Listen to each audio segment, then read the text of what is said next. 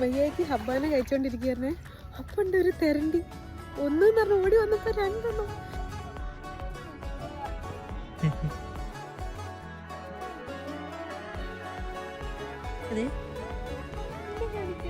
അങ്ങോട്ട് പോയി ഓടിക്കില്ലടി അതിനെ.